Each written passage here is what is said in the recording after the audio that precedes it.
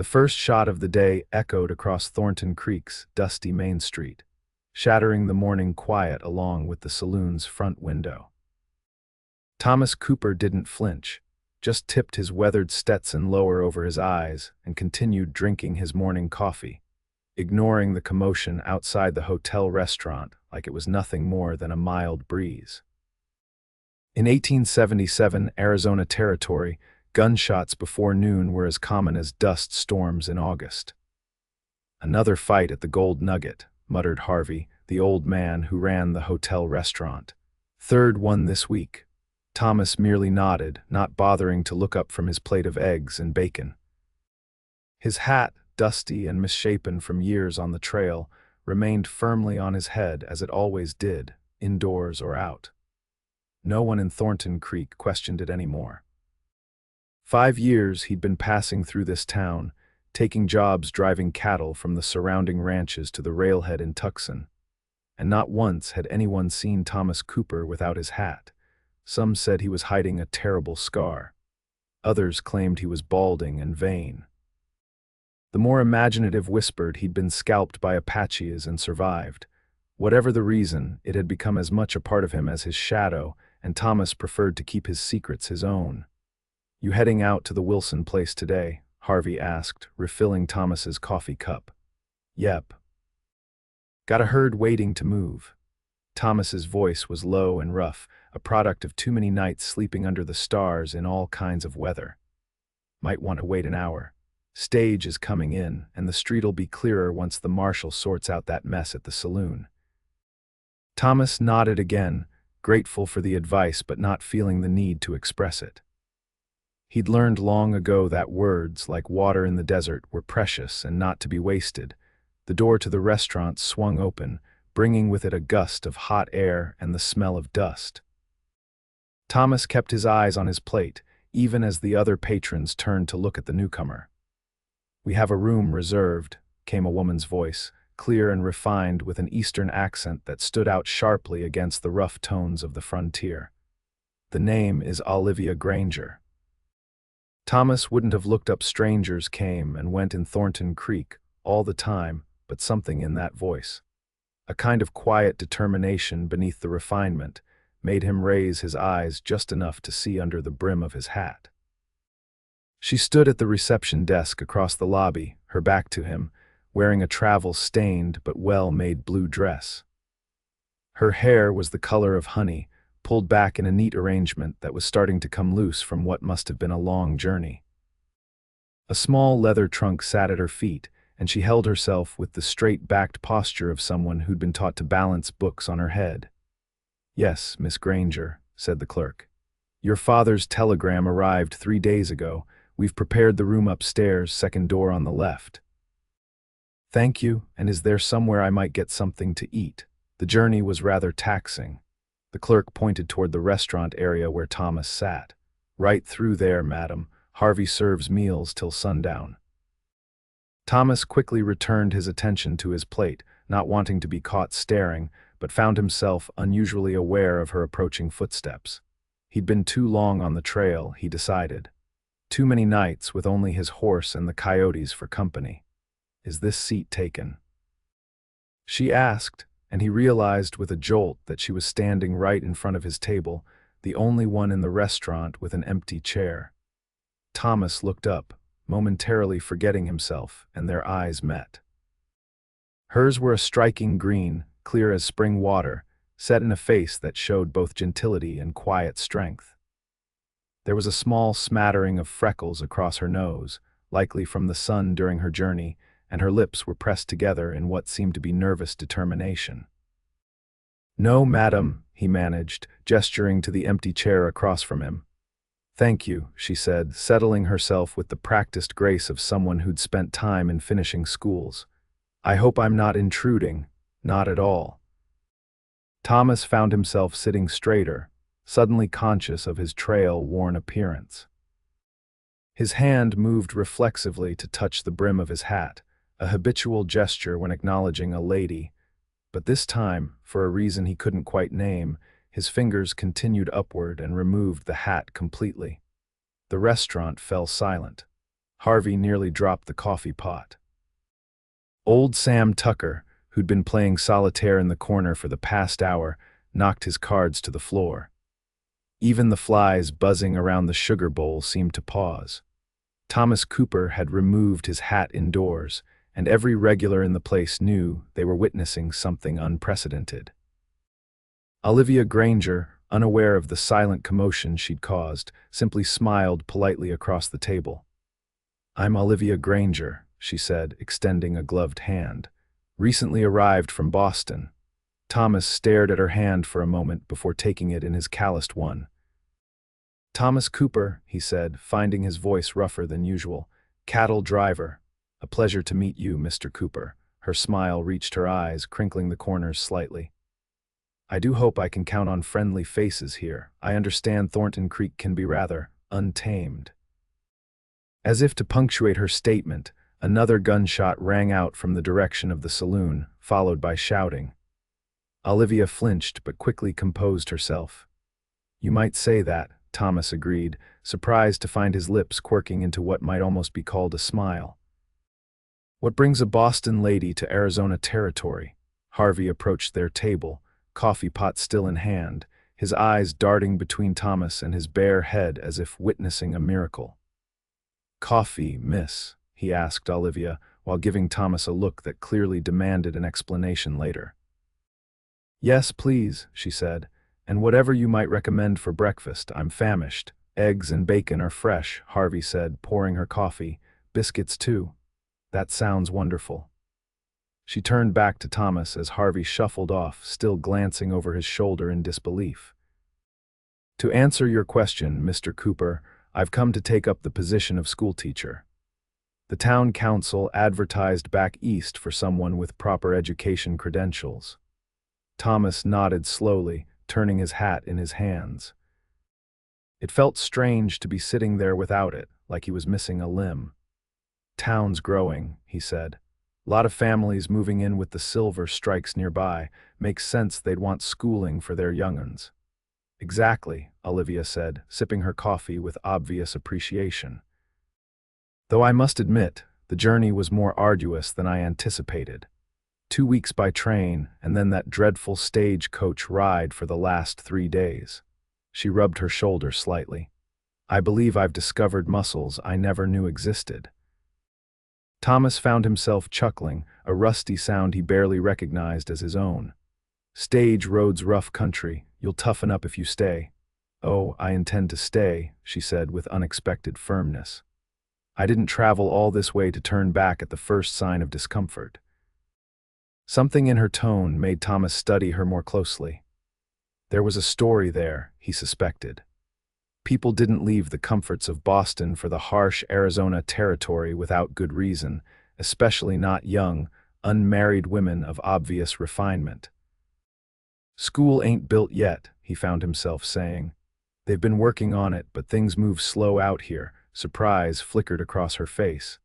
"The council's telegram said it would be ready by my arrival." "Town council tends to be optimistic," Thomas said diplomatically. "Lumber shipment got delayed when Apache raiders hit a wagon train south of here last month." "I see." Her shoulders slumped slightly, but she quickly straightened again. "Well, I suppose we'll have to improvise then. Education can't wait for proper facilities." Harvey returned with a plate of food for Olivia, and Thomas realized he'd been sitting there without eating, just talking to this woman who'd somehow convinced him to remove his hat and use more words than he typically spoke in a day. "I should get going," he said abruptly, reaching for the money to pay his bill. "Got cattle to move." "Of course," Olivia said, looking slightly disappointed. "It was a pleasure meeting you, Mr. Cooper." Thomas stood, hesitating a moment before placing his hat back on his head. It felt like putting on armor again, and he wasn't entirely sure why he'd taken it off in the first place. "Miss Granger," he said with a nod, and then turned to leave, feeling the eyes of everyone in the restaurant following him. Outside, the morning heat hit him like a physical force. The commotion at the saloon had died down, with the town marshal leading away 2 subdued-looking cowboys in handcuffs. Thomas walked to the livery stable where his horse, A sturdy bay gelding named Rusty was waiting. As he saddled up, his mind kept returning to green eyes and a voice that somehow made him forget his own rules. "You're getting soft, Cooper," he muttered to himself as he mounted up and headed out of town toward the Wilson ranch. But even as the familiar rhythm of the trail settled around him, he couldn't quite shake the feeling that something fundamental had shifted in his world. As surely as his hat had moved from his head to his hands at that restaurant table. The Wilson Ranch lay 15 miles outside of town, a sprawling operation that ran 5,000 head of cattle across the scrubland east of Thornton Creek.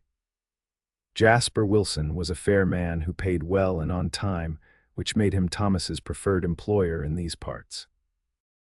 As Thomas rode up to the main house, Jasper was already on the porch, smoking his pipe and watching the horizon. "Cooper," he called out in greeting, "right on time as always." Thomas dismounted, nodding in acknowledgement. "Mr. Wilson, herd ready to move." 2,000 head, all gathered in the south pasture. My boys have them ready to go. Jasper studied Thomas's face with unexpected intensity. "Something different about you today, Cooper. Can't quite put my finger on it." Thomas shifted uncomfortably. "Nothing's different," he said, though the words felt false on his tongue. Jasper just shrugged. "If you say so. Got the trail supplies packed and waiting by the corral. Figured you'd want to head out first thing tomorrow morning." "That works," Thomas agreed, grateful for the change of subject. The rest of the day passed in the familiar routine of preparations, checking the cattle, meeting with the 3 other drovers who'd be helping him on the trail, going over maps and water sources for the route to Tucson. It was work Thomas knew well, comfortable in its predictability. But as evening approached and the men gathered around the fire outside the bunkhouse for their supper, Thomas found his thoughts continually drifting back to Thornton Creek and a schoolteacher from Boston. "You're mighty quiet tonight, Cooper," said Riley, the youngest of the drovers, a freckle-faced kid of 19 who'd been working cattle for 3 years already. "He's always quiet," countered Mac, a weathered cowboy in his 40s who'd ridden with Thomas before. "Nah, this is different," Riley insisted. "This is thinking about something quiet, not just regular Cooper quiet." Thomas gave them both a look that normally would have ended the conversation, but tonight Riley seemed determined. "Heard in town there's a new lady arrived," the young cowboy continued, grinning. "Schoolteacher from back east, real pretty, they say." Thomas stiffened slightly but kept his expression neutral. "Town's business ain't mine," he said, though the words sounded hollow even to his own ears. "Heard something else too," Mac added, studying Thomas with shrewd eyes.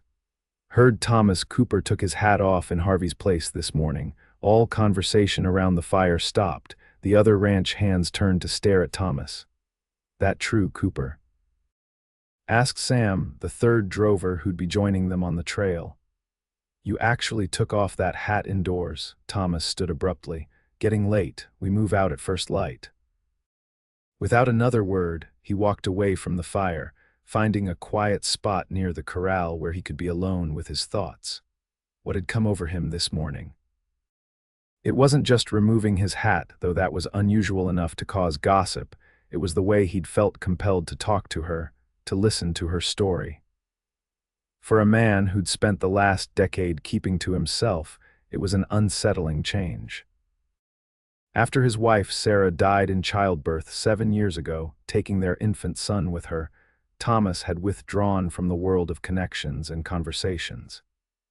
He did his job, he ate his meals, he slept under the stars, and he kept moving.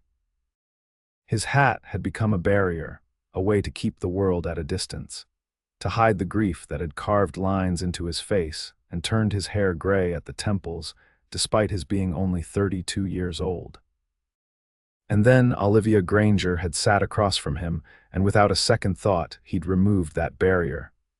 "Doesn't mean anything," he told himself quietly, "just being polite to a lady." But as he rolled himself in his blanket later that night, staring up at the star-filled Arizona sky, Thomas knew he was lying to himself.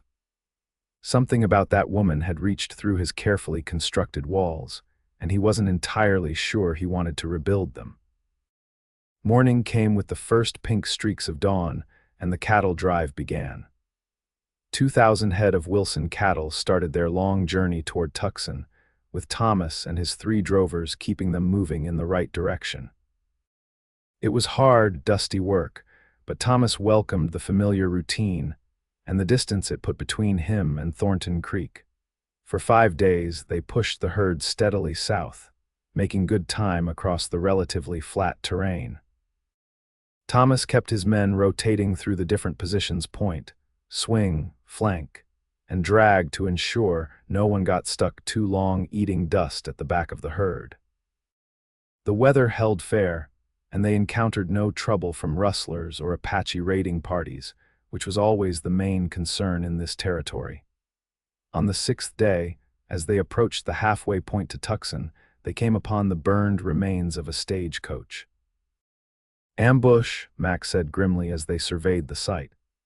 "Recent too, maybe yesterday." Thomas nodded, studying the ground. 3, maybe 4 riders took the horses, the strongbox too, I reckon. "Any bodies?" Riley asked, his young face pale beneath his tan. "No," Thomas said after a careful inspection of the area. "Looks like they took the passengers. Could be holding them for ransom if they seemed worth anything. Or could be they just killed them somewhere else," Sam added darkly.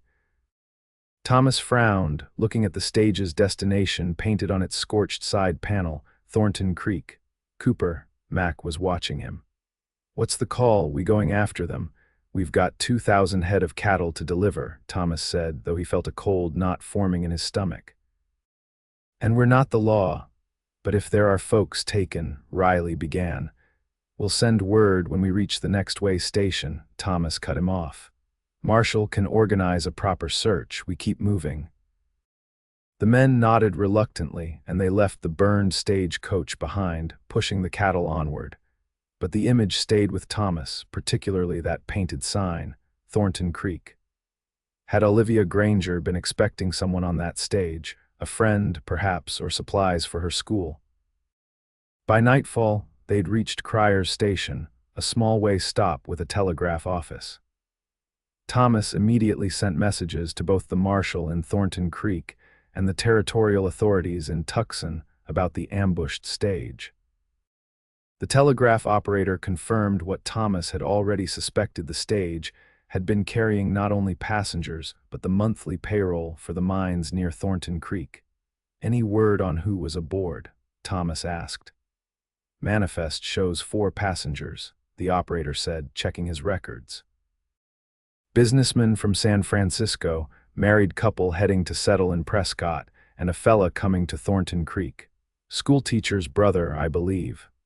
The cold knot in Thomas's stomach tightened. Olivia's brother, likely coming to join her in her new home, now in the hands of stagecoach robbers known for leaving no witnesses. "How long would it take a posse from Thornton Creek to reach the site?" he asked. The operator scratched his chin. "Marshal Dawson's good, but it'd still be 2 days at least before they could get there, and by then the trail would be mighty cold." Thomas nodded grimly and returned to the cattle camp, his mind working through calculations of time and distance and obligation. The men were waiting for him, gathered around the fire, their faces expectant. Stage was carrying the mine payroll, Thomas told them. 4 passengers, including the brother of the new schoolteacher in Thornton Creek. Riley let out a low whistle. "That's rough. What are we going to do?" "We're going to deliver these cattle," Thomas said firmly. "That's what we're being paid for." Max studied him through narrowed eyes. "But," Thomas sighed, removing his hat and running a hand through his hair, a gesture that raised eyebrows among the men who rarely saw him without it. "But I can't just leave it," he admitted. "Those robbers will be heading into the mountains east of here. They've got a hideout somewhere up in the Dragoons based on previous attacks." "You know this area better than any of us," Sam said slowly. "You thinking of going after them?" Thomas nodded. "Mac, you can lead the herd on to Tucson. You know the trail as well as I do." "And you're just gonna track these killers by yourself?" Riley asked incredulously. "That's suicide, Cooper. I'm not looking for a fight," Thomas said. Just to locate them, maybe free the passengers if I can do it quietly, then I'll send word to the authorities.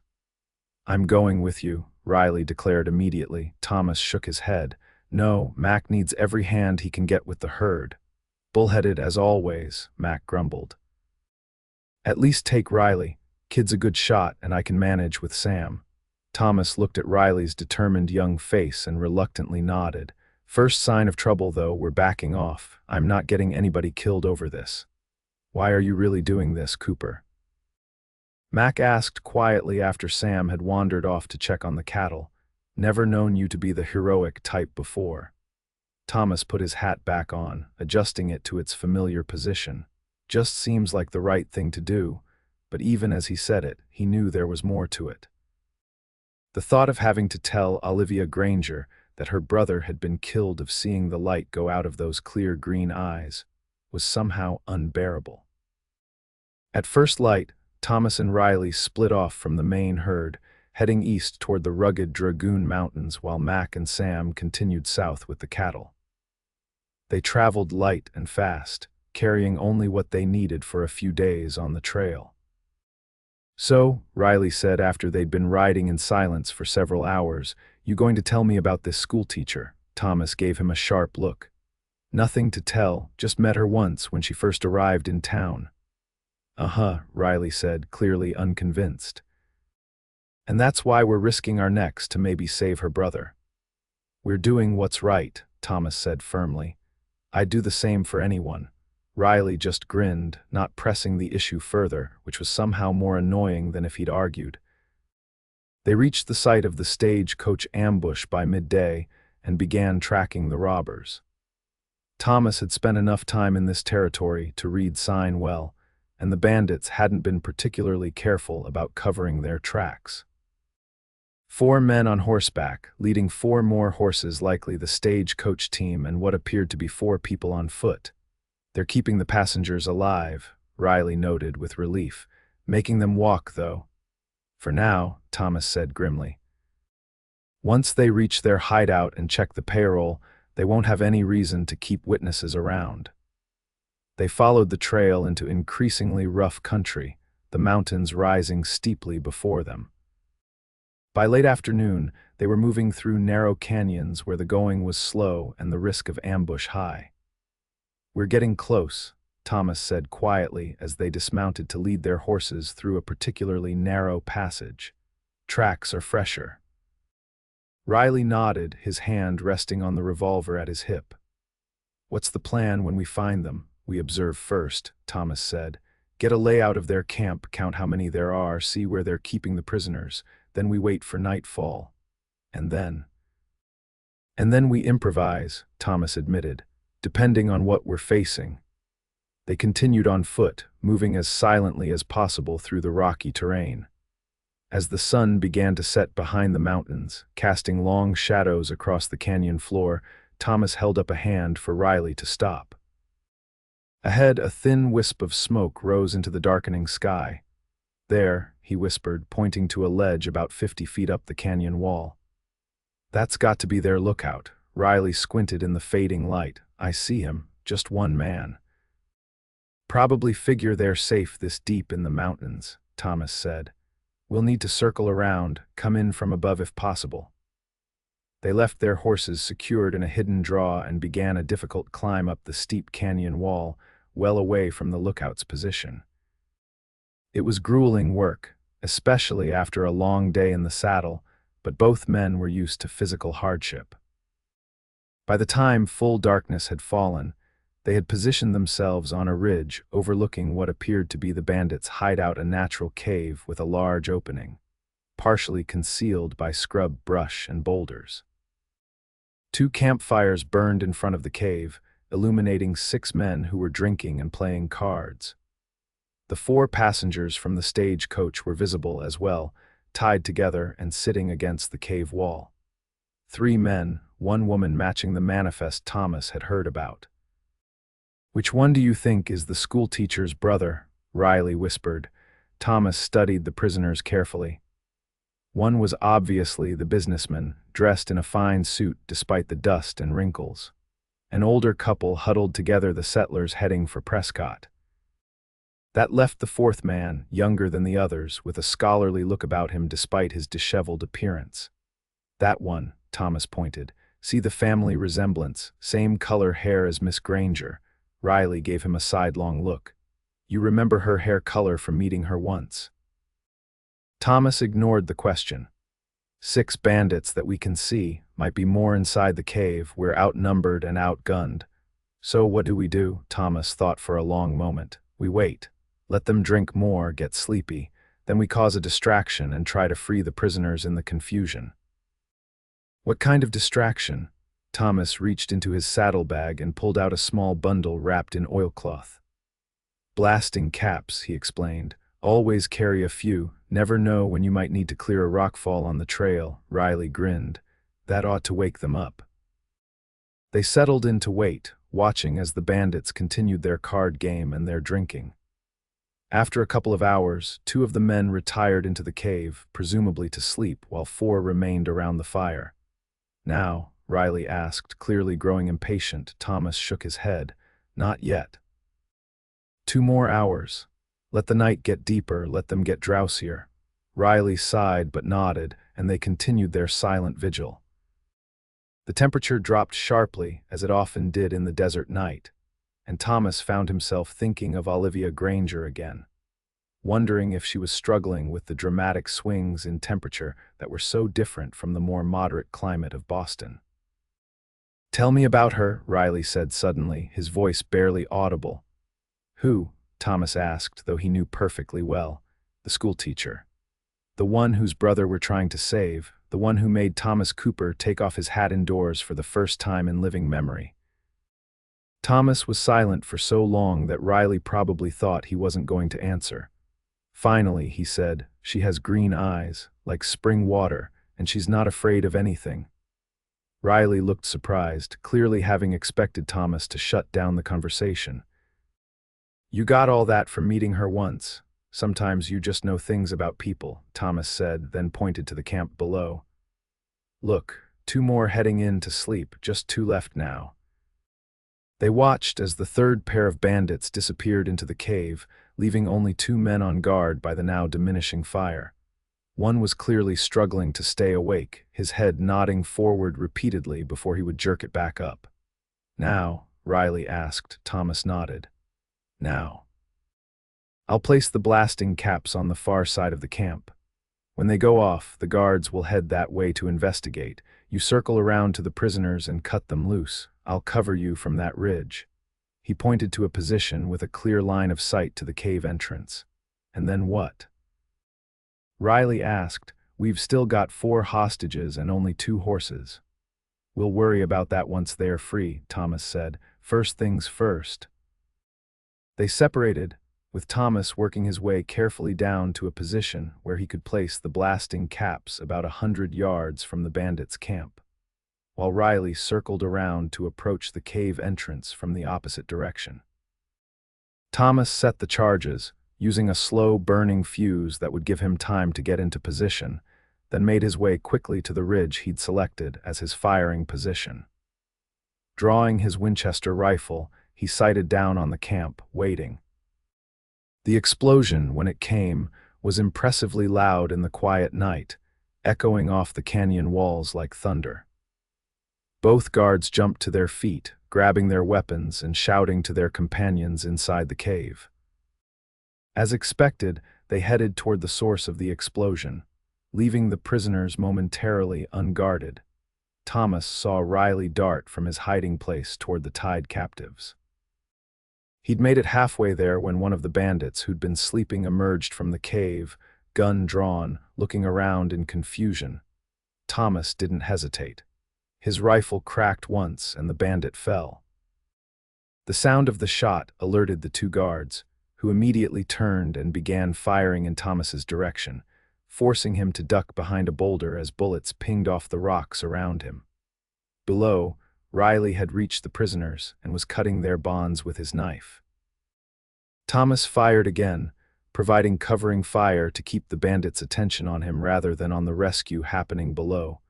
More bandits emerged from the cave, awakened by the gunfire, and soon Thomas was pinned down under heavy fire from multiple directions. He could see Riley leading the freed prisoners away from the camp, heading down the canyon toward where they'd left the horses. But the young cowboy was now cut off from Thomas by the bandits' position. Thomas continued firing, trying to give Riley and the prisoners time to escape. He was down to his last few rounds when he heard a shout from below. "Cooper," Riley's voice. "We're clear, get out of there." Thomas fired once more, then began working his way backward along the ridge, staying low to avoid the continued gunfire from below. The bandits would be coming after them soon, and they needed to put as much distance as possible between themselves and the hideout. It took him nearly an hour of careful movement to circle back to where they'd left the horses. When he arrived, he found Riley and the 4 former prisoners waiting anxiously. "Thought you weren't going to make it," Riley said, relief evident in his voice. "Takes more than a few bandits to stop Thomas Cooper," he replied, though in truth it had been a close call. He turned his attention to the freed prisoners. "Everyone all right?" The businessman nodded shakily. "Yes, thanks to you too. They hadn't hurt us yet, but they were planning to once they'd divided up the payroll." "Charles Granger," said the younger man, stepping forward and extending his hand to Thomas. "I understand you know my sister." Thomas shook his hand, confirming his suspicion that this was indeed Olivia's brother. The family resemblance was strong, though Charles's eyes were blue rather than green. "Thomas Cooper," he said, "met her briefly when she first arrived in Thornton Creek." "Well, Mr. Cooper, I owe you my life," Charles said earnestly, "as do we all." "We're not safe yet," Thomas cautioned. "Those bandits will be after us come daylight, if not sooner. We need to move." "But there are 6 of us and only 2 horses," the settler's wife pointed out, her voice trembling with exhaustion and fear. "The horses can each carry 2, Thomas said, "and 2 of us will need to walk. Riley and I can take turns." They set off immediately, with the settler couple on one horse and Charles Granger and the businessman on the other. Thomas and Riley led the way on foot, setting a brisk pace despite the darkness. Their plan was to head directly for Thornton Creek, rather than trying to catch up with the cattle drive. It would be a hard journey of about 3 days if they pushed themselves, but it was their best chance of reaching safety before the bandits caught up. As dawn broke, they paused briefly to rest the horses and allow the rescued passengers to stretch their legs. Thomas took the opportunity to speak privately with Charles. "Your sister will be glad to see you," he said. "She just arrived in town when I left." Charles nodded. "She came ahead to get settled before I joined her. We're opening a school together. Olivia teaches the younger children, and I'll be handling the older students and administrative matters." He looked at Thomas curiously. "She mentioned you in her letter, you know." Thomas felt an unexpected warmth spread through him. "Did she?" "Yes, she wrote that she'd met a most unusual cowboy who removed his hat when I sat down. She seemed quite intrigued by you." Before Thomas could respond to this surprising information, Riley approached. "Riders coming," he said urgently. "At least 4 of them, moving fast." Thomas immediately took charge. "Everyone mount up.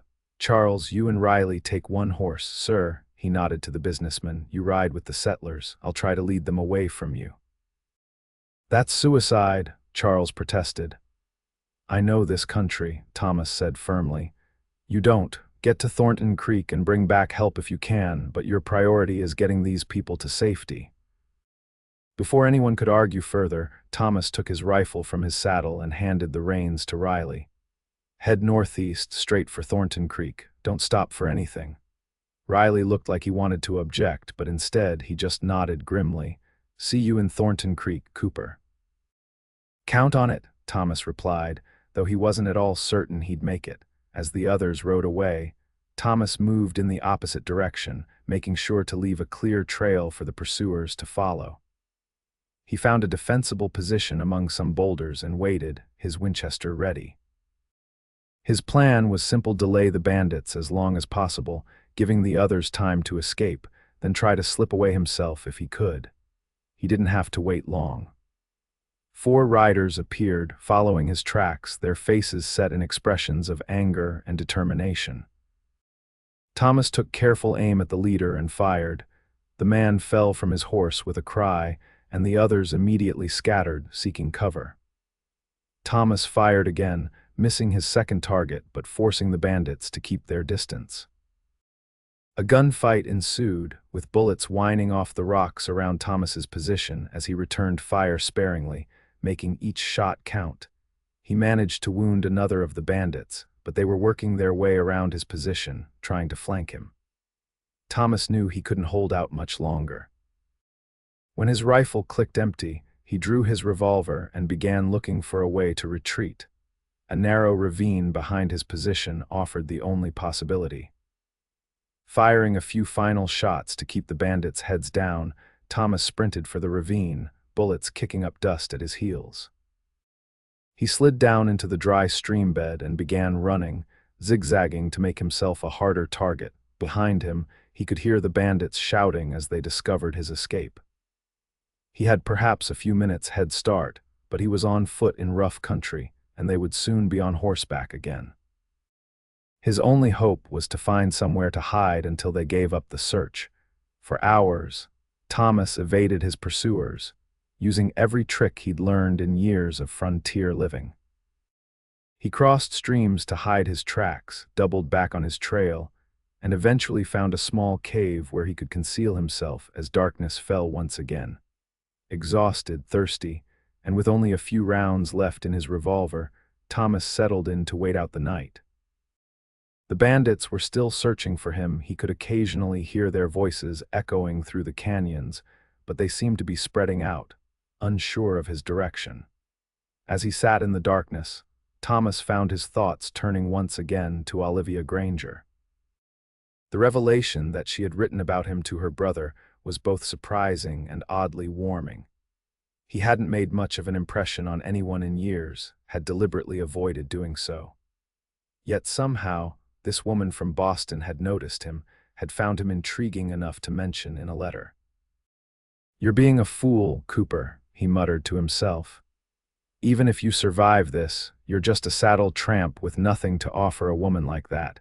Yet he couldn't quite convince himself to believe it. For the first time in 7 years, Thomas Cooper was allowing himself to think about possibilities beyond the next cattle drive, the next trail, the next lonely campfire. Morning came, and with it a stroke of luck, a heavy rainstorm that would further obscure his trail. Thomas set out, moving as quickly as his tired body would allow through the slick terrain, heading roughly in the direction of Thornton Creek, though he knew he was still at least 2 days' walk away. By midday, he'd seen no sign of his pursuers and began to hope they might have given up the chase to focus on moving their stolen payroll before the law caught up with them. The rain continued intermittently, soaking him to the skin, but also providing much-needed water to drink. Thomas pushed on relentlessly through that day and the next, stopping only for brief rests when his body demanded it. His thoughts alternated between practical concerns of survival and strangely hopeful imaginings of reaching Thornton Creek and seeing Olivia Granger again, perhaps with the added approval of the brother he'd helped rescue. On the morning of the 3rd day after the rescue, Thomas caught sight of a group of riders in the distance. He took cover immediately, watching them approach, his hand on his revolver, though he knew he stood little chance against multiple opponents in his current condition. As they drew closer, relief washed through him. It was a search party from Thornton Creek, led by Marshal Dawson and including Riley among their number. Thomas stood and waved his hat, that constant companion which had stayed with him through his ordeal, and the riders changed direction, heading toward him at a gallop. "Cooper," Riley shouted as they approached. "I told them you'd make it." Marshal Dawson, a grizzled veteran of frontier law enforcement, looked Thomas over with grudging respect. "Thought we'd be collecting a body, to be honest. Those passengers said you stayed behind to hold off 4 armed men." Thomas shrugged, suddenly self-conscious about the fuss. "Seemed like the thing to do at the time." "Well, your crazy plan worked," Dawson said. All 4 passengers made it safely to town yesterday. Sent a telegram to Tucson. 2 territorial rangers are on their way to clean out that bandit nest once and for all. Any sign of the bandits? Thomas asked. None, Riley answered. Reckon they decided the payroll was more important than revenge. One of the search party dismounted and offered his horse to Thomas. Town's waiting to thank you properly, Cooper, especially the Granger siblings. Thomas felt a flutter of anticipation that he quickly tried to suppress. The cattle drive, Mac sent word they arrived safely in Tucson, Riley assured him. Your job's done and you've earned a bit of celebrating. Lacking the energy to argue, Thomas mounted the offered horse, and they set off for Thornton Creek. They arrived in town late that afternoon to find what seemed like the entire population gathered in the main street, alerted to their approach by lookouts. As they rode in, a cheer went up, and Thomas found himself the center of attention, a position he'd spent years deliberately avoiding. The town's prominent citizens surged forward to shake his hand and clap him on the back. The rescued passengers pushed through the crowd to express their thanks again. Thomas endured it all with stoic discomfort, his eyes scanning the crowd for one particular face. He spotted her finally, standing a bit apart from the main crush, her brother beside her. Olivia Granger was watching him with an expression that made his heart beat faster, a mixture of gratitude and something deeper, more personal. Thomas made his way toward them, removing his hat as he approached. It was becoming a habit around her, he realized. Mr. Cooper, Olivia said, her voice steady though her eyes shimmered with emotion. It seems I owe you my brother's life. Madam, Thomas nodded. Glad I could help. Thomas is being modest, Charles said. He faced down 4 armed bandits alone to give us time to escape. It was the bravest thing I've ever witnessed. Olivia stepped forward and, to Thomas's surprise, took both his hands in hers. Thank you, she said simply. Words are inadequate, but thank you. Anyone would have done the same, Thomas said, uncomfortable with her gratitude yet unwilling to pull his hands away. No, she said firmly, anyone would not have. What you did was extraordinary. Before he could respond, Mayor Wilson pushed through the crowd. Cooper. The town council wants to present you with a reward for your heroism. $500 from the town treasury. A fresh cheer went up from the gathered townspeople. Thomas felt overwhelmed by the attention, the noise, the press of bodies around him. After days alone in the wilderness, fighting for survival, the crowded street felt suffocating. Olivia must have sensed his discomfort. Mr. Cooper looks like he could use some rest and a hot meal, she said loudly. Perhaps the celebrations could wait until he's had a chance to recover. Mayor Wilson looked disappointed but nodded. Of course. The formal presentation can wait until tomorrow. Tonight, Thomas Cooper drinks for free at any establishment in Thornton Creek. This announcement was met with even louder approval from the crowd. As they began to disperse, Olivia kept hold of one of Thomas's hands. Would you join us for dinner at the hotel, Mr. Cooper? It would be a more peaceful way to express our gratitude than the saloon, I imagine. Thomas looked into those green eyes that had somehow stayed with him through his ordeal and found himself nodding. I'd like that, Miss Granger, though I should probably clean up first, of course. Shall we say 7 o'clock?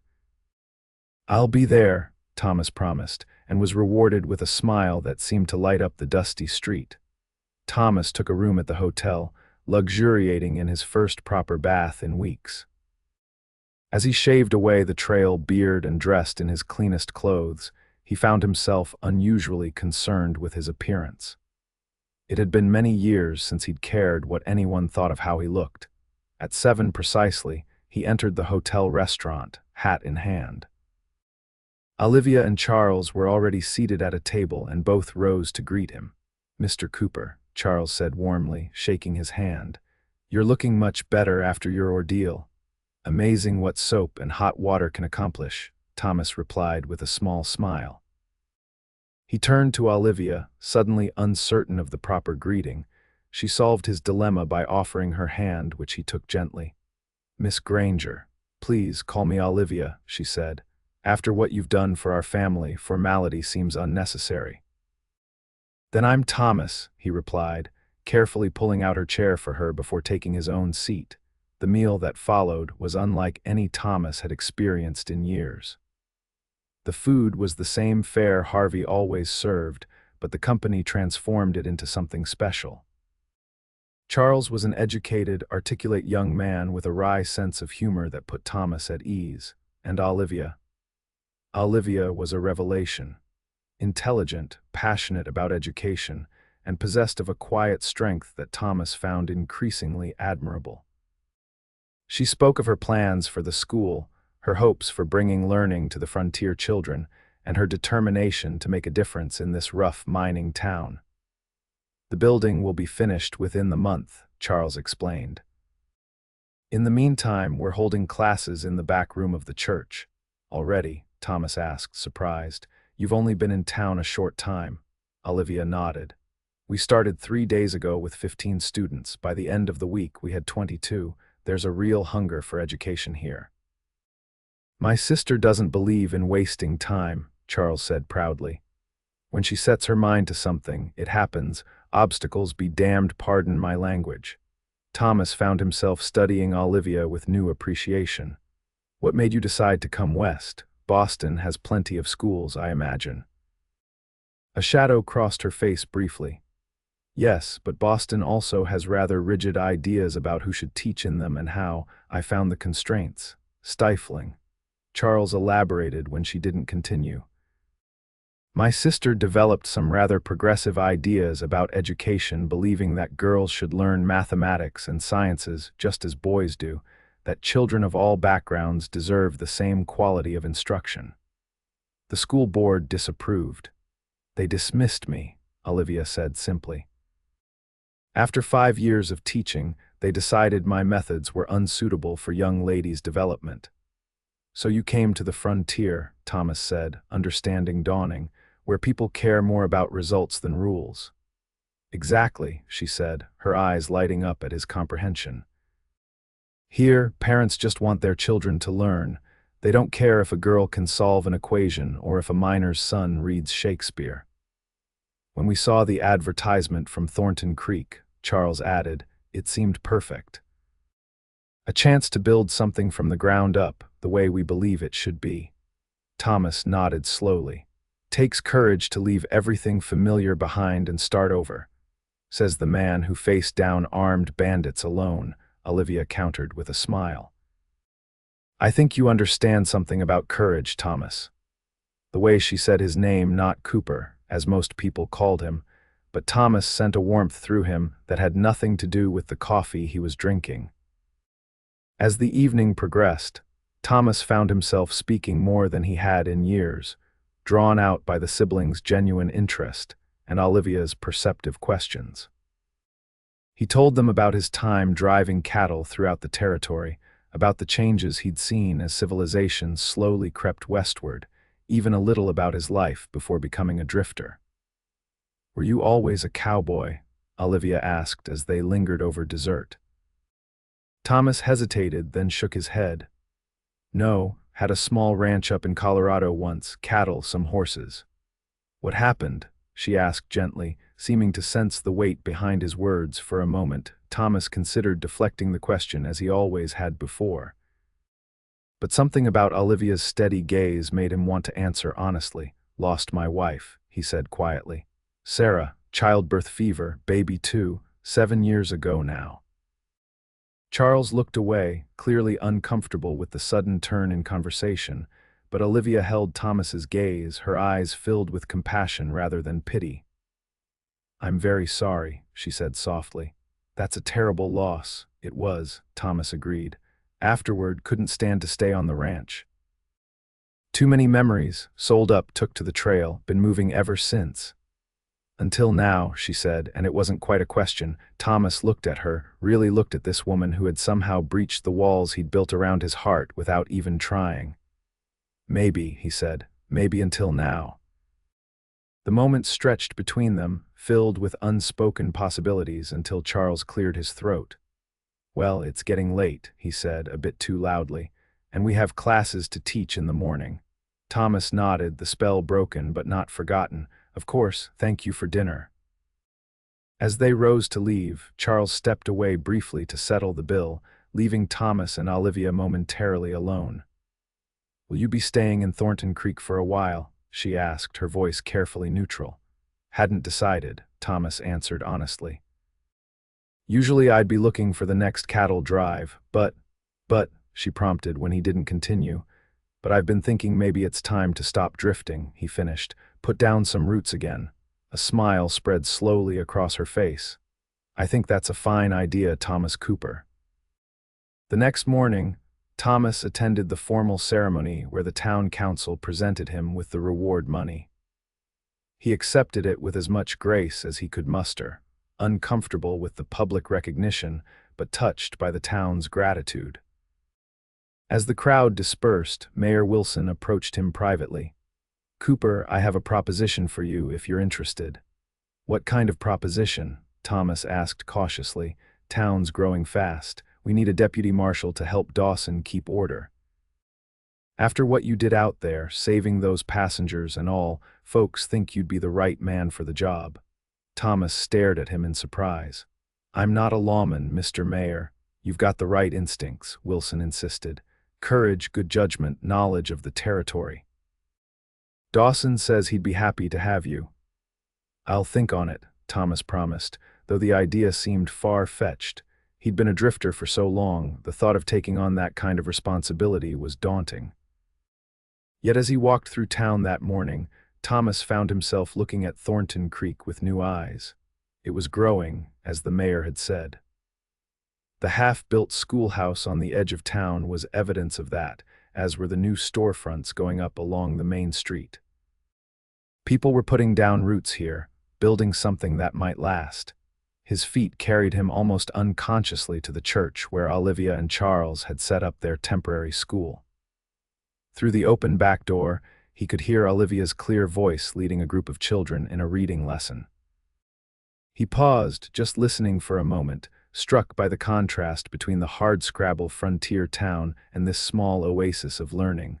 A small boy spotted him hovering in the doorway. Miss Granger, it's the hero Cowboy. Olivia looked up, surprise and pleasure crossing her face as she saw Thomas standing there. Mr. Cooper is indeed a hero, she agreed, but we mustn't interrupt our lesson. Perhaps he'd like to join us. Before Thomas could protest, the children were calling for him to come in, to tell them about his adventure. With a slightly helpless look at Olivia, who merely smiled encouragingly, Thomas found himself entering the makeshift classroom and removing his hat. Mr. Cooper has kindly agreed to tell us about his recent journey, Olivia announced, seamlessly incorporating his unexpected arrival into her lesson. This is what we call a first-hand account, children, primary source material, which is very valuable for understanding history. Thomas sat awkwardly on a chair that was far too small for him, surrounded by eager young faces. With Olivia's gentle prompting, he began to tell the story of the rescue, carefully editing out the more violent details for his young audience. To his surprise, he found the children to be excellent listeners, their questions thoughtful and sometimes surprisingly perceptive. And watching Olivia guide the discussion, drawing out educational points from his tale, he was impressed by her skill as a teacher. When the lesson ended and the children were dismissed for their midday break, Olivia approached him with a warm smile. Thank you for indulging us. The children were thrilled to hear from a real frontier hero. I'm no hero, Thomas protested, just did what needed doing. Modesty becomes you, she said, but it doesn't change the facts. You risked your life to save others with no thought of reward. That's the definition of heroism in my book. Thomas found himself uncharacteristically flustered by her praise. Mayor Wilson offered me a job this morning, he said, changing the subject. As deputy marshal. Are you going to accept? She asked, her expression carefully neutral, though he thought he detected a hint of hopefulness in her voice. Thinking about it, he admitted. Never saw myself as a lawman, but She echoed his word from the previous night, but maybe it's time for a change, he finished. 7 years is a long time to drift. Olivia looked at him thoughtfully. Yes, it is, too long perhaps, maybe, he agreed. Though a man needs more than just a job to stop drifting. What else does he need? She asked softly. Thomas met her gaze directly. A reason to stay. The air between them seemed charged with possibility, but before Olivia could respond, Charles entered the schoolroom, his arms full of books. "Oh, Thomas, didn't expect to see you here," he said, looking between them curiously. Mr. Cooper kindly shared his adventure with the children, Olivia explained, stepping back slightly. An excellent lesson in history and courage. "I should be going," Thomas said, settling his hat back on his head. "Thank you for letting me visit your school, Miss Granger." "You're welcome any time," she replied, and he could feel her eyes on him as he left. Over the next few weeks, Thomas found himself putting down roots in Thornton Creek, almost despite himself. He accepted the deputy marshal position, moved into a small cabin on the edge of town, and began learning the business of keeping the peace from Marshal Dawson. To his surprise, he found he had a talent for the work. His quiet authority and reputation as the man who'd faced down the stage robbers gave him an advantage in dealing with the rowdier elements of frontier society. More than once, just his presence was enough to diffuse a potentially violent situation at one of the town's saloons. And if his patrols frequently took him past the church during school hours, or if he happened to walk Olivia home most evenings after classes ended, well, that was just part of keeping the town safe. Their conversations during those walks became the highlight of Thomas's days. Olivia was unlike any woman he'd ever known, educated and refined, yet practical and determined, with an underlying strength that matched his own.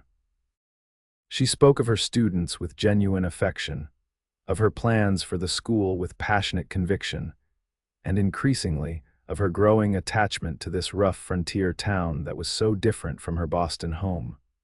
For his part, Thomas found himself opening up more with each passing day.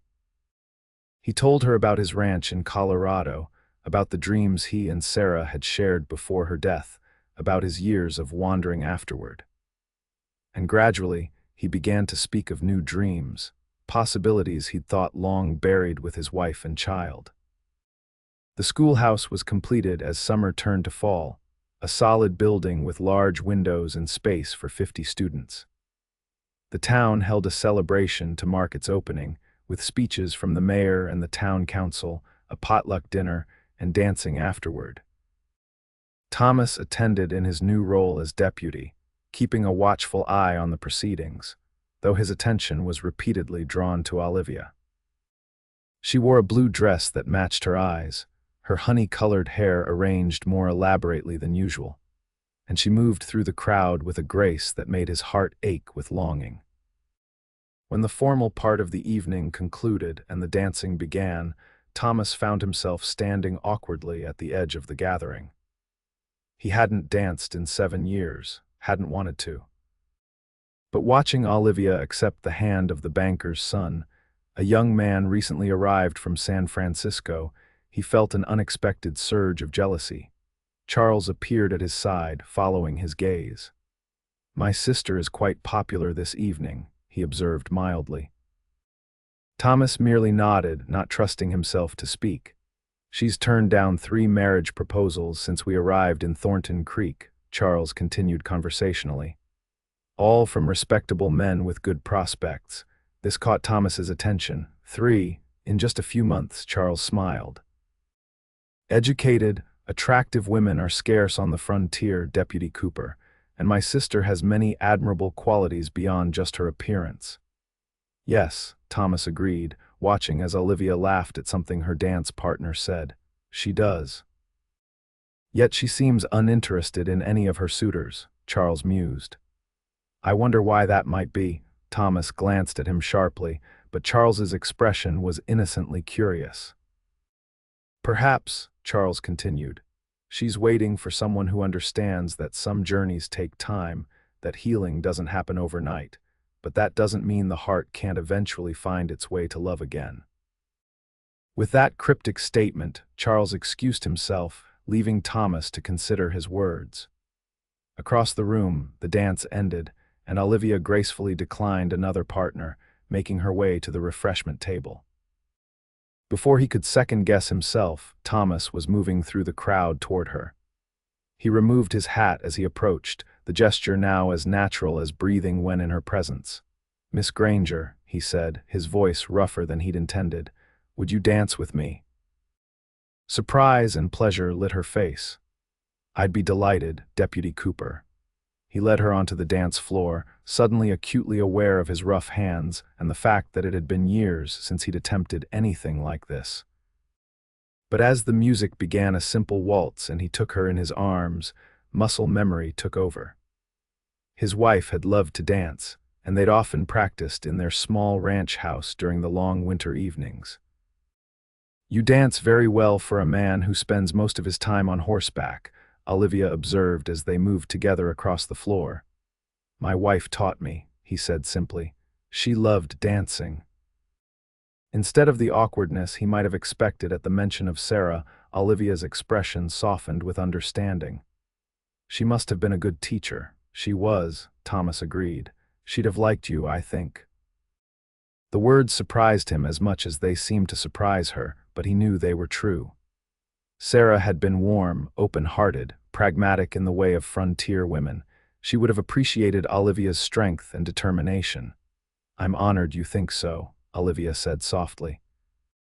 "From everything you've told me about her, she was a remarkable woman." They danced in comfortable silence for a moment, the music surrounding them, the other couples a blur of movement at the edges of Thomas's awareness. All he could really focus on was the woman in his arms, the warmth of her hand in his, the way her eyes held his gaze without wavering. "I've been thinking," he said finally, "about what you said that day in the schoolroom, about a man needing more than a job to stop drifting." "Have you?" she asked, her voice steady though her cheeks flushed slightly. "Yes," he said, "and I think I've found it." "What's that?" she asked, barely above a whisper. "A future," he said simply. "Something to look forward to build toward, someone to build it with." The music ended, but they remained standing close together, oblivious to the couples moving around them toward the edges of the dance floor. "Thomas," Olivia said, his name on her lips like a promise, "are you asking me something?" He took a deep breath. "Not yet. But I will be when the time is right, if you'd be open to that." Her smile was like sunrise breaking over the mountains. "I would be very open to that, Thomas Cooper." As the months passed, Thomas and Olivia's courtship became the talk of Thornton Creek. They took Sunday walks together, attended church side by side, and often shared meals at the hotel restaurant where they had first met. Thomas became a regular visitor to the school, sometimes speaking to the children about local geography or history, topics where his practical knowledge complemented the siblings' more formal education. Winter came to the Arizona Territory, bringing cooler temperatures but little snow to the lower elevations where Thornton Creek nestled. Christmas approached, and the town prepared for its annual celebration, a tradition that had grown more elaborate as the community prospered. Thomas, who had spent the last 7 Christmas seasons alone on the trail or in anonymous saloons, found himself caught up in the preparations. The school was organizing a pageant, with the children performing songs and recitations for their parents. Olivia was directing the whole affair, her natural organizational abilities making short work of what could have been chaos with 40 excited children. "You'll come to the pageant, won't you?" she asked Thomas one evening as he walked her home from a rehearsal. "The children have been working so hard." "Wouldn't miss it," he assured her, her gloved hand tucked securely in the crook of his arm. "Though I should warn you, Marshal Dawson's asked me to take the Christmas Eve patrol. Town gets rowdy with all the miners in celebrating." "Of course," she said, understanding as always of his responsibilities. "The pageant ends early. We can still have our Christmas dinner afterward." They had reached her small house, one of several newly built for the growing number of permanent residents in Thornton Creek. Charles lived next door, an arrangement that provided both siblings with independence while maintaining propriety. Thomas hesitated at her door, as he always did. Their courtship had been conducted with careful respect for convention, especially given Olivia's position as the town's schoolteacher. They had exchanged no more than brief, chaste kisses, though the longing for more burned steadily between them. "Thomas," Olivia said suddenly, her face serious in the lamplight spilling from her window, "there's something I've been wanting to ask you." "What is it?" he asked, concerned by her tone. "Why did you take your hat off that first day, in the restaurant when I sat down?" Her eyes searched his face. "Charles tells me everyone was shocked because you never removed it indoors." Thomas was silent for a long moment, considering his answer. "I'm not entirely sure," he admitted finally. "It just seemed right, like something changed the moment you sat across from me." "Changed how?" she pressed gently. He struggled to find the words to explain what he'd felt in that moment. Like I'd been sleeping for a long time and suddenly I was awake. Like I'd been seeing the world in shades of gray and suddenly there was color. He shook his head, frustrated by his inability to express it clearly. "I'm not good with words like you are." "I think you expressed that beautifully," she said softly, reaching up to touch his cheek. "And I felt it too, that moment of change, as if something that had been waiting finally began." Thomas covered her hand with his own, turning to press a kiss to her palm. "Olivia," he said, his voice rough with emotion, "I love you. I think I started loving you the moment you sat across from me at that table." Her eyes shimmered with unshed tears. "I love you too, Thomas. I have for some time now." He pulled her gently into his arms, mindful of being in public view on her porch, and kissed her with all the tenderness and passion he'd been holding back. She returned the kiss with equal fervor, her arms sliding around his neck. When they finally parted, both breathless, Thomas rested his forehead against hers. "Marry me," he said simply. "Be my wife, my partner, my future." "Yes," she answered without hesitation. "Yes, Thomas." The Christmas pageant was a resounding success, with proud parents filling the schoolhouse to watch their children perform. Thomas sat in the back, his deputy's badge shining on his chest, his hat in his hands, watching with undisguised pride as Olivia guided the proceedings with gentle authority. Afterward, as the families dispersed into the cold, clear evening, Thomas caught Olivia's eye across the room. She smiled and made her way toward him, accepting congratulations from parents as she went. "That was wonderful," he told her when she reached him. "You've done amazing things with these children in such a short time." "They did all the hard work," she demurred, but her cheeks flushed with pleasure at the praise. "Are you heading out on patrol now?" He nodded. "Just a quick circuit around town to make sure everyone's celebrating responsibly." "I'll meet you at the hotel for dinner in an hour." "I'll be waiting," she promised, reaching up to straighten his collar in a gesture of casual intimacy that made his heart swell.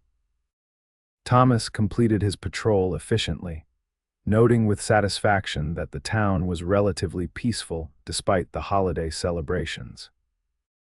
Even the saloons were subdued, with many of the miners having family in town for Christmas or choosing to attend the more respectable festivities at the town hall. As he was passing the bank on his way back toward the hotel, movement in the alley beside the building caught his attention. Drawing his revolver, he approached cautiously. "Marshal's office," he called out. "Who's there?" A figure darted from the shadows toward the back of the building. Thomas pursued, rounding the corner in time to see a man attempting to force open the bank's rear door. "Stop right there," Thomas ordered, his gun leveled at the would-be burglar. The man spun around, and in the dim light from the distant street lamps, Thomas recognized him as Jake Harmon, a drifter who'd been hanging around town for the past week, spending freely at the saloons despite having no visible means of support. "Well now, Deputy Cooper," Harmon drawled, not raising his hands despite the gun pointed at him. "This is awkward.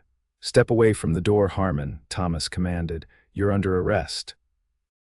"I don't think so," Harmon replied, and before Thomas could react, a second man emerged from the deeper shadows behind him, slamming something hard against the back of his head. Thomas went down, his vision exploding with stars, his gun falling from suddenly nerveless fingers. He tried to roll to get back to his feet, but a boot connected with his ribs, driving the air from his lungs. "Been wanting to do that since you ran us out of the Nugget last week," said a second voice, Harmon's partner. Thomas realized dimly. "Not so tough now, are ya?" Through the ringing in his ears, Thomas heard them discussing whether to kill him or just tie him up. The second option won out, apparently only because a gunshot might attract attention. Rough hands bound his wrists and ankles, and a dirty bandana was shoved into his mouth as a gag. Then he was dragged painfully into a storage shed behind the bank and left in darkness as his attackers returned to their burglary attempt. Thomas fought against the bindings, ignoring the throbbing pain in his head and ribs. All he could think about was Olivia, waiting for him at the hotel, wondering where he was. And beyond that, the town's money in the bank, the miners' savings, the business's operating funds, the school's building account. He managed to work the gag loose enough to spit it out, then began rubbing his bound wrists against a rough nail he'd found protruding from one of the shed's wall boards. It was slow, painful work, the rope cutting into his skin as he sawed it against the metal. Outside, he could hear the muffled sounds of the burglars working on the bank's door. They weren't professionals. He realized, just opportunists who'd seen a chance with the town distracted by Christmas celebrations and the marshal out of town visiting family in Tucson. Finally, the rope gave way. Thomas quickly untied his ankles and assessed his situation. The burglars had taken his gun, and he had no way of knowing if they were armed, but he couldn't just wait for them to break into the bank. Moving as quietly as possible, he eased the shed door open and peered out. Harmon and his partner were still working on the bank's back door, their attention fully focused on the lock they were trying to pick. Thomas looked around for a weapon and spotted a length of firewood stacked against the side of the bank. Silently, he crept forward and picked up a solid piece, hefting it experimentally. He was about to make his move when the sound of approaching footsteps froze him in place. Someone was coming down the alley from the direction of the main street. "Thomas," Olivia's voice called softly.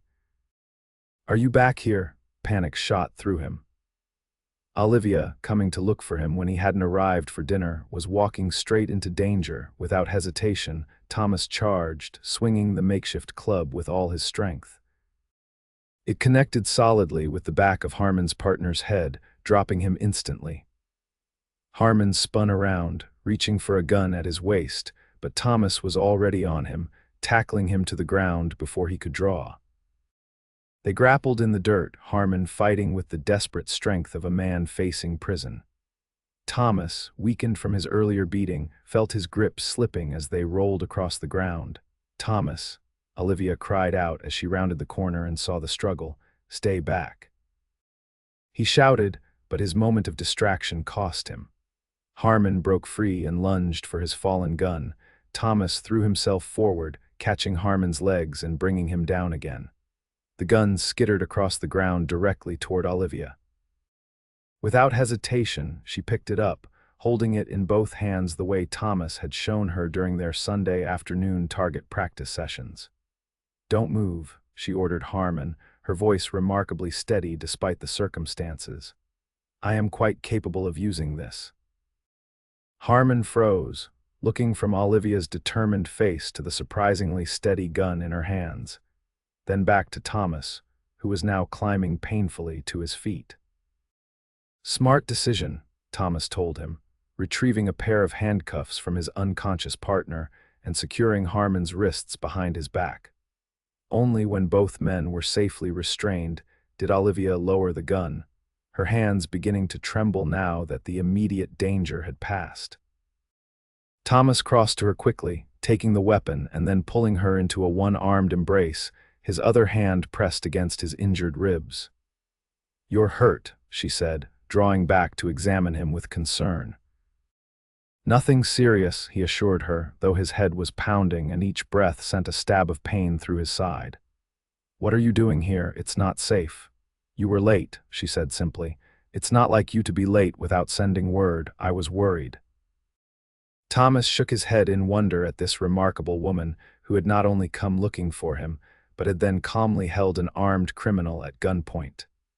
"Remind me never to worry you," he said with a pained smile. "You're a force to be reckoned with when you're concerned, Miss Granger." Her answering smile was shaky but genuine. "As are you, Deputy Cooper. Now, let's get these men to the jail and find you a doctor." Word of the attempted bank robbery and Olivia's role in foiling it spread through Thornton Creek like wildfire. By Christmas morning, the story had grown to near mythic proportions, with some versions claiming Olivia had single-handedly captured both criminals while Thomas lay unconscious. The truth was dramatic enough. The town's schoolteacher and deputy had together prevented what could have been a devastating loss for the community. Mayor Wilson was beside himself with gratitude, promising both of them special commendations at the next town council meeting. Thomas, sporting bandaged ribs and a painful lump on the back of his head, but otherwise none the worse for wear, spent Christmas Day at Olivia and Charles's home. They exchanged simple gifts: a handcrafted leather-bound journal from Thomas to Olivia, a finely crafted silver tie pin from her to him. But the real gift came after dinner, when Charles tactfully excused himself to visit a colleague, leaving Thomas and Olivia alone before the fireplace. "I have something to ask you," Thomas said, taking her hand in his. "Something important." "Yes," she prompted, her eyes bright with anticipation. "I know we've only been courting a few months," he began, suddenly nervous despite their earlier exchange of "I love yous" and her acceptance of his impromptu proposal. "But I've never been more certain of anything in my life." He reached into his pocket and withdrew a small velvet box. "Olivia Granger, will you marry me?" He opened the box to reveal a simple but elegant ring with a small diamond set in silver. It had cost him nearly all of the reward money the town had given him for rescuing the stagecoach passengers, but seeing her face as she looked at it, he knew it was worth every penny. "Oh, Thomas," she breathed, "it's beautiful. Is that a yes?" He asked, his heart pounding as if he were facing down bandits again. "Yes," she said firmly, her eyes meeting his with absolute certainty. "Yes, I will marry you, Thomas Cooper."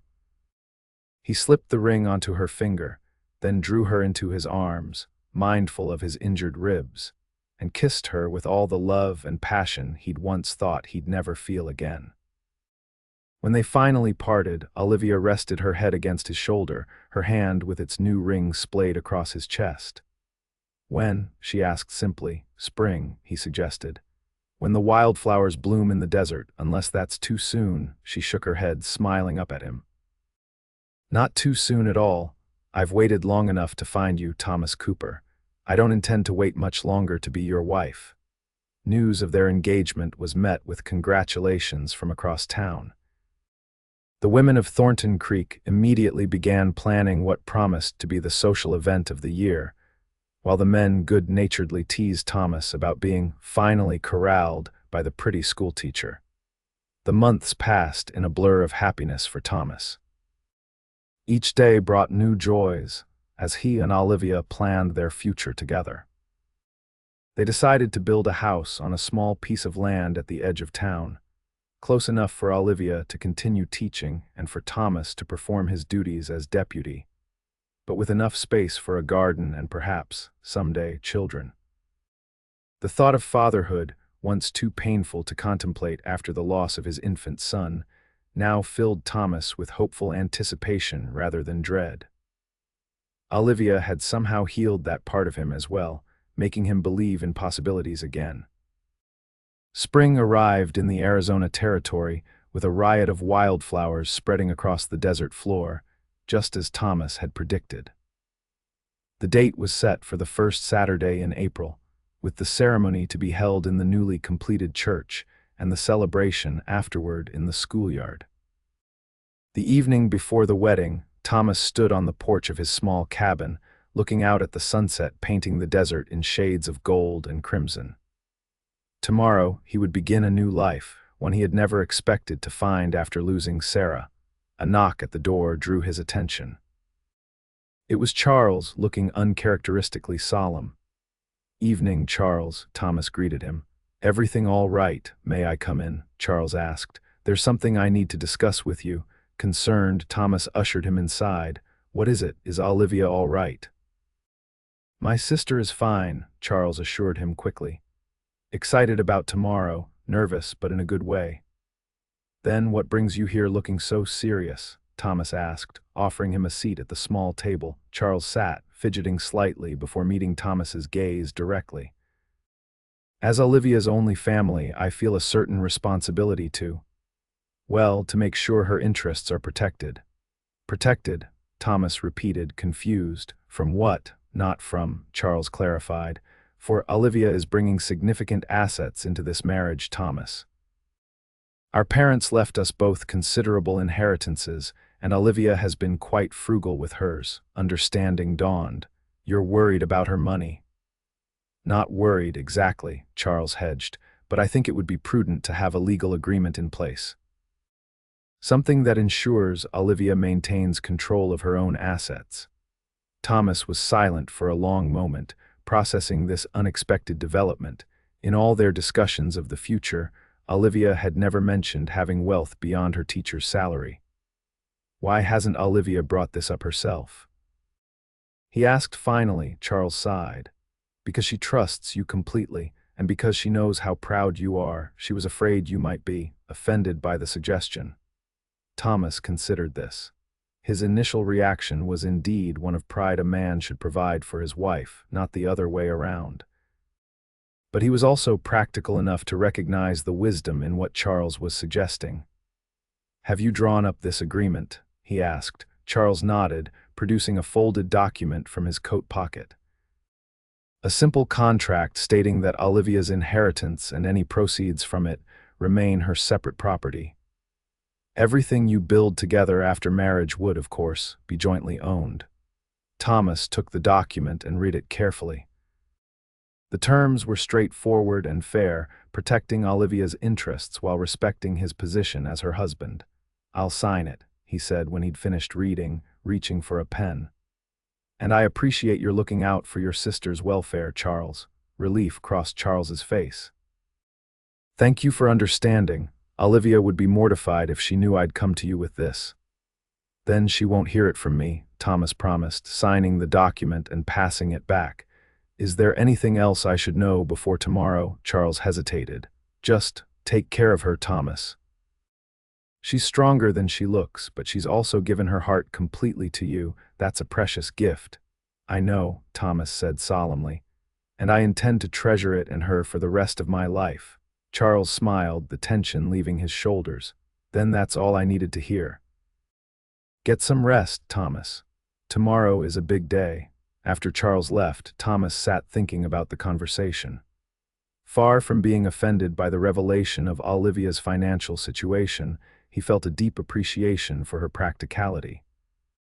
She had come west with means to return to Boston if things didn't work out, with resources to build the life she wanted. Yet she had chosen to make that life with him, a man who owned little more than his horse and saddle when they met. It was one more reason to love her, one more facet of the remarkable woman who had somehow seen something worth caring about in a dusty, silent cowboy who never took his hat off indoors until she sat across his table. The wedding day dawned clear and warm, a perfect Arizona spring morning. The church was filled to capacity with what seemed like the entire population of Thornton Creek, all dressed in their Sunday best to witness the joining of their deputy marshal and schoolteacher. Thomas stood at the altar, uncharacteristically nervous, tugging at the unfamiliar collar of his new suit. Marshal Dawson, serving as his best man, elbowed him gently. "Relax, Cooper," he muttered. "You look like you're facing a firing squad instead of getting hitched to the prettiest woman in the territory." Thomas managed a tight smile, just want everything to be perfect for her. It will be, Dawson assured him. Just don't forget to breathe. The church doors opened, and Thomas's breath caught in his throat as Charles led Olivia down the aisle. She wore a gown of ivory silk, simple but elegant, with sprigs of desert wildflowers woven into her honey-colored hair. But it was her radiant smile, directed solely at him, that made his heart feel too large for his chest. As she reached him and placed her hand in his, Thomas forgot his nervousness, forgot the crowd watching them, forgot everything except this woman who had brought him back to life. "Dearly beloved," the minister began, but Thomas barely heard the words, lost as he was in Olivia's eyes. He spoke his vows clearly, meaning every word with all his heart, and when he slipped the simple gold band onto her finger to join her engagement ring, his hands were steady and sure. "I now pronounce you man and wife," the minister concluded. "You may kiss the bride." Thomas gently lifted Olivia's veil, revealing her beautiful face flushed with happiness. As he bent to kiss her, he whispered against her lips, "I love you, Mrs. Cooper." Her answering smile was everything he had ever wanted and never thought to have again. "And I love you, Mr. Cooper." The celebration that followed was joyous and lively, with food and music and dancing that continued well into the evening. Thomas surprised everyone, especially Olivia, by leading her onto the dance floor for every waltz, no longer self-conscious about the skill his first wife had taught him, now grateful for the ability to hold his new bride close as they moved together in perfect harmony. As the sun began to set, casting its golden light across the schoolyard where tables had been set up for the feast, Mayor Wilson called for attention. "Ladies and gentlemen," he announced, raising his glass, "I'd like to propose a toast to the happy couple, to Deputy and Mrs. Cooper. May your life together be as rich and rewarding as you both deserve." The crowd cheered, glasses raised high. Thomas, his arm around Olivia's waist, felt a contentment so profound it was almost overwhelming. And the mayor continued, "I have an announcement to make. In recognition of Thomas Cooper's outstanding service to our community, the town council has voted unanimously to appoint him as our new marshal upon Dawson's retirement next month." A fresh round of cheers erupted. Thomas looked at Marshal Dawson in surprise. "You knew about this?" he asked. Dawson grinned. "Course I did. Been planning my retirement for months. Just needed to make sure I was leaving the town in good hands." He clapped Thomas on the shoulder. "Can't think of better ones than yours, Cooper." Olivia squeezed his hand, her eyes shining with pride. "Congratulations, Marshal Cooper," she whispered. "The town couldn't have made a better choice." Thomas was momentarily speechless, overwhelmed by the trust being placed in him. "I'll do my best," he promised finally, addressing both Dawson and the gathered townspeople, "to keep Thornton Creek safe for all of you." As the celebration continued around them, Thomas and Olivia slipped away for a moment of quiet together. "Happy, Mrs. Cooper?" he asked, drawing her into his arms. "Deliriously," she confirmed, reaching up to touch his face tenderly. "And you?" "More than I ever thought possible," he admitted. "You gave me back my life, Olivia, a reason to stop drifting, to believe in the future again." "We gave each other a future," she corrected gently. "One we'll build together." As twilight deepened into night, they took their leave amid good-natured teasing and well wishes, departing for the small hotel in the next town over where they would spend their wedding night before returning to begin work on their new home. Later, as they lay together in the quiet darkness of their room, Thomas held his wife close, marveling at the journey that had brought them together. "Do you believe in fate?" he asked softly, his fingers tracing idle patterns on her bare shoulder. "I don't know," she answered thoughtfully. "But I do believe some things are meant to be, even if the path to them is winding and uncertain. Like a Boston schoolteacher and a drifting cowboy finding each other in an Arizona mining town." "Exactly like that," she agreed, pressing a kiss to his chest, just above his heart. "Though I prefer to think of you as a cowboy who became a marshal. All because you sat across my table that morning," he mused, "and for some reason I took my hat off. I'm glad you did, she said, raising herself up to look into his eyes in the dim light. It let me see your face clearly. Let me see you. And somehow you liked what you saw, he said wonderingly. I loved what I saw, she corrected. A good man with a wounded heart, a heart I hoped might have room in it for me. Thomas pulled her close again, overcome with emotion. It's not just room, Olivia. My heart is yours entirely. 5 years later, Thomas Cooper stood on the porch of his home at the edge of Thornton Creek, watching the sunset with his 3-year-old son perched on his shoulders. The town had grown considerably since his wedding day, with new businesses lining the main street and more families settling in every month. The railroad had finally reached them the previous year, bringing increased prosperity and connecting them more firmly to the wider world. Papa, look. Young James said excitedly, pointing to a rider approaching along the road from town. It's Mama, so it is, Thomas agreed, lifting his son down and setting him on his feet. Go tell your sister that Mama's home. The boy ran into the house, calling for his sister Sarah, named for Thomas's first wife in a gesture that had been Olivia's idea, a way of honoring the woman who had been his first love and the mother of his first child. Thomas stepped off the porch to greet his wife as she dismounted from her horse. Even after 5 years of marriage, the sight of her still made his heart beat faster. How was the school board meeting? He asked, taking the reins from her and leaning in for a kiss. Productive, she said with satisfaction. They've approved funding for the expanded curriculum Charles and I proposed, and for an additional teacher. That's wonderful news, Thomas said, genuinely pleased. The school had grown along with the town, now serving over 100 students from Thornton Creek and the surrounding area. Olivia served as headmistress, with Charles and 2 other teachers handling different age groups. And how was your day, Marshal Cooper? She asked as they walked toward the house together. Any desperados in need of taming, Thomas chuckled. Just the usual. Broke up a minor disagreement at the Nugget, helped Mrs. Patterson find her wandering goat, and gave young Billy Stevens a talking to about throwing rocks at the train. A typical day in the Wild West, Olivia teased, squeezing his hand. Before they could reach the porch, the front door burst open and their children spilled out. 4-year-old Sarah, with her mother's green eyes and her father's serious expression, ran straight to Olivia for a hug. James, more exuberant and typically dusty from play, danced around them excitedly.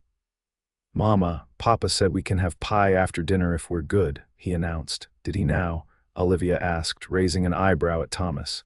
And have you been good? They've been perfect, Thomas assured her, though the slight quirk of his lips told her there had likely been at least one mishap during the day. Well then, pie it is, Olivia declared, taking each child by the hand and leading them inside. But dinner first, and you'll both need to wash up.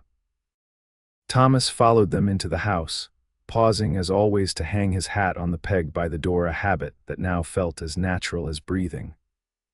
The home they had built together was modest but comfortable, filled with books and children's artwork and the accumulated treasures of their life together. Later, after the children were asleep, and he and Olivia sat together on the porch swing, enjoying the cool evening air, Thomas felt the familiar sense of contentment that had become the foundation of his life.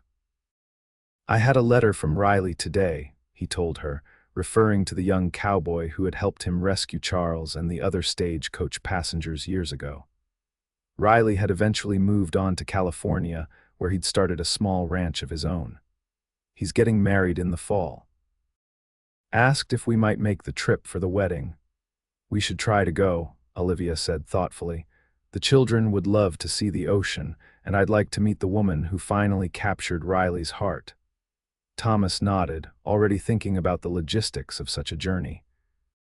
We could take the train most of the way now, be a lot easier than when I first came to Arizona. The world is changing quickly, Olivia observed. Sometimes I wonder what Thornton Creek will be like when Sarah and James are grown. Different, Thomas acknowledged, but that's not a bad thing. Change brought you here after all, She leaned against his shoulder, her hand finding his in the gathering darkness. Do you ever miss it? The open trail, the freedom of moving from place to place. Thomas considered the question seriously, as he always did when Olivia asked something of him. Sometimes I miss the quiet, he admitted. The starry nights with just me and the land, but I wouldn't trade what I have now for all the freedom in the world. And what is it you have now, Marshall Cooper? She asked, a smile in her voice. He turned to look at her, this woman who had transformed his life simply by sitting across from him at her restaurant table all those years ago. Everything, he said simply. Everything that matters. And as he leaned in to kiss his wife in the soft Arizona night, Thomas Cooper, once a drifting cowboy who never took his hat off indoors, knew with absolute certainty that he was exactly where he was meant to be.